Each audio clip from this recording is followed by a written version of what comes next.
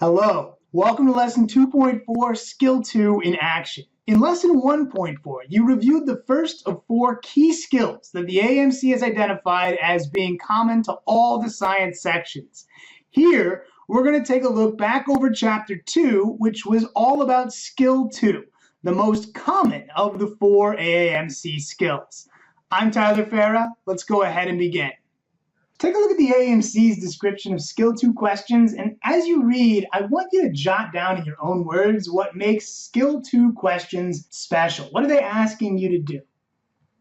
The part that jumps out to me is that Skill 2 is all about problem solving and critical thinking. And to me, critical thinking means critical in the dictionary definition sense, as in given an overwhelming amount of information, like maybe an MCAT passage, can you find the critical stuff and apply it under pressure? So think a moment. Why would medical schools be interested in candidates who possess that skill? That's right. This is exactly the skill that you're going to develop in medical school and you're going to use every day in your career as a doctor. So with Skill 2 questions, what the AAMC is really asking is, how do you think? Do you think in a way that's going to benefit you in medical school? In short, do you think like a doctor? Therefore, it's not really a surprise that the AAMC have indicated Skill 2 questions are actually going to be the most prevalent question type on your MCAT. That shouldn't, however, cause you to doubt the importance of the other big piece of MCAT success, which is science content. For one thing, Skill 1 questions from Chapter 1, those are the ones that are all about science content. Those are going to be a big chunk of the questions that you see too. But for another thing, Skill 2 questions, these critical thinking questions, they really start with a solid knowledge of the sciences. After all,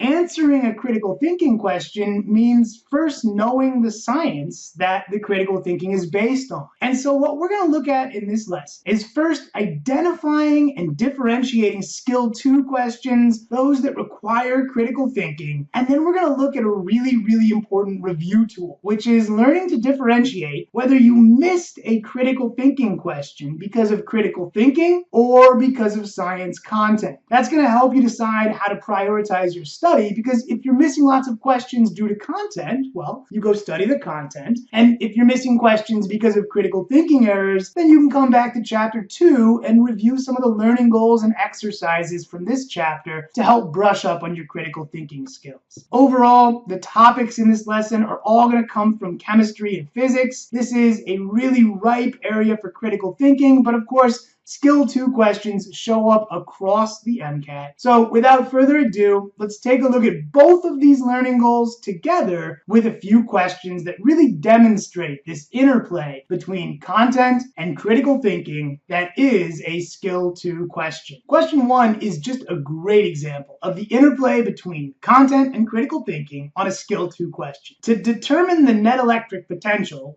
we're definitely going to have to know a thing or two about electrostatics, which is the content that's being tested here. And in fact, if the test makers had just given us some numbers, then this would be a plug and chug Skill 1 content-based question. But they don't give us numbers. Instead, they're asking us to think critically and apply electrostatic principles to this brand new situation. That's what takes this question into the realm of Skill 2 critical thinking question. And that's actually our first learning goal. Remember, we're setting out to identify Skill 2 questions in the first place. So here, we're asked to apply content to a new situation, so this is a critical thinking question. Now, our second learning goal is to learn to differentiate between content-based mistakes and critical thinking-based mistakes. So I want to give you a chance to attack this question on your own. Look at prompt 3, which is asking for the relevant equation. Start there. If you can identify the correct equation, that's the content part. And don't forget, you can use the answer choices to help jog your memory here too. If you can then use that equation in this situation in particular, well, that's the critical thinking part. And if you nail both the content and the critical thinking, you'll get this question right. So go ahead and do that right now. The relevant equation here is V equals KQR, which tells me that we need R in the denominator, not R squared. And the thing about electric potentials is that they add. So if there are 3 charges, then the right answer is going to be letter D, 3 times the equation given, and there you have it. But this is one of those questions where we actually might learn even more from the wrong answers than we did from getting the right answer. Take a look first and foremost at choice A. It's actually a really tempting answer when you're thinking about electrostatics because there's a highly related concept to electric potential, which is electric fields. The difference between electric fields and electric potential is that electric potential is about how much energy a charge has, where electric fields are all about how much force a charge feels. So imagine that we placed a charge right at the center of these 3 amino acids. How much force would it feel? Well, the 3 forces from the 3 amino acids are all going to repel equally. So a charge placed at point A would feel no net force and therefore feel no net electric field either. In short, A is the perfect application of the wrong content. If you chose A, that was due to a content error. And recognizing that is great news. Now you know to go back and study the difference between electric fields and electric potential. Remember, wrong answers today equal right answers on test day as long as you learn from your mistakes. In fact, maybe even working through this exercise is all the kickstart you need to understand that difference between fields and potentials a little bit more clearly. Next, let's consider answer choice B. What mistake did a student make who picked letter B? Well, they recalled the correct equation for electric potential, but they didn't apply it right. Again, consider a hypothetical particle at the center of these amino acids at point A. We saw that a particle there would feel no net force, but electric potential is a little different because electric potential is all about the particle's energy, and energy always adds. So this guy feels a little bit of energy from the first amino acid, a bit more from the second amino acid, a bit more energy from the third. The exact amount of energy it feels could be calculated with some numbers, but since the MCAT didn't give us those numbers, it's really asking about the concept. And the concept is energy adds, so electric potential adds too. If you chose choice B, it was due to an error applying the correct equation, aka a critical thinking error. Now, for choice C, again, this is a really tempting answer for a student who knows a bit about electrostatics because the equation for electric fields has an R squared term in the denominator. So again, if you chose choice C, you correctly applied the wrong equation, and that's a content error. If you chose choice D, congrats, that's the right answer. I'll just point out we left a blank for D so it wouldn't tip the scales that it was the right answer as you looked at this question in your lesson book. In question 2, the content area is a little hidden. So let's start by unpacking that. This question has to do with the timing of sound waves, one that's traveling through the air, so the guy hears it, and the other that's traveling through the ground, so he feels it as a tremor. Since these are arriving at different times, it makes sense that the content area is going to be the speed of sound, specifically the speed of sound in different types of media, the air versus the ground. And one thing I want you to take away from this is that whether a question is pure skill 1 content recall, or if it goes beyond that into skill 2 critical thinking, either way you've got to start these questions by identifying the content area, particularly when a question tries to hide the content that it's testing, like this one. Okay, so why is this not just a straight up skill 1 content question? Well, this one gives us a specific situation and we're going to apply our knowledge of the speed of sound. So again, the content is vitally important. You got to know about the speed of sound. But even knowing about the speed of sound, there's no guarantee that you're going to ace this question because this question goes beyond just the facts of the speed of sound and gets into drawing conclusions. That's critical thinking. Take a second and answer the third prompt. In particular, think about what you know about the speed of sound in air versus a solid like the ground. That's the content part. Then use that content to answer this MCAT question. Go ahead and answer both prompt 3 and MCAT style question right now. The pertinent facts about sound are that sound travels slowest in a gas and fastest in a solid. How does that relate to this question? Well, the test makers have laid a trap. If the sound and the tremor originated from the same explosion, the waves in the ground, the tremor should reach the guy first, because that's where sound travels fastest. Put another way, since sound moves faster through the ground, he would feel the tremor before he heard the explosion. But this contradicts the question stem, where he hears the explosion first. So the conclusion must be the waves cannot have originated from the same source, and that's answer choice D. But this exercise doesn't stop with the right answer, particularly if you missed this question. A, B, and C have all been designed by the test maker to have something to do with the speed of sound. See if you can identify yourself this time what makes each of these answers wrong and whether the error is incorrectly recalling content or incorrectly applying content, aka critical thinking. Go ahead and fill in the table at the bottom of the page with the mistake and whether it's a content error or a critical thinking error. Take a moment and do that now. For A, this is just the opposite of how sound waves travel. So this is a misrecall of the content. For B, you may recall that temperature plays an indirect role in the speed of sound. Within a phase, especially a gas, the less dense the gas, the faster sound is going to travel through it. And so on a hot day, gas will expand, decreasing the density, and that way the sound travels faster. The problem with this justification is that sound is going to travel so much faster through a solid that slight variations in air temperature are not going to cause enough of an effect to make the sound travel faster in air. So here, if you picked B, you probably knew the content, that temperature plays a role in the speed of sound, but you misapplied that content, which is a critical thinking error. And for letter C, the other major factor that influences the speed of sound is the material's bulk modulus, which is directly correlated to the stiffness of a material. So it is a true fact that a gas has a lower bulk modulus than a solid, because a solid is definitely stiffer than a gas. This means that C is a true piece of content. However, it's also the reason why sound travels so much slower in a gas than it would in a solid. So if anything, this fact in letter C reinforces the idea that sound wave and the tremor cannot have the same origin, since the sound wave should travel slower in the air. Therefore, if you picked letter C, well, you nailed the content, you just missed that this was a misapplication of the content, and that makes it a critical thinking error. Again, letter D doesn't represent a mistake since it's the right answer, but we included it so you wouldn't be biased as you looked at this question. In the first two questions of this lesson, you saw two questions that are very representative of what you're going to see on the MCAT, critical thinking.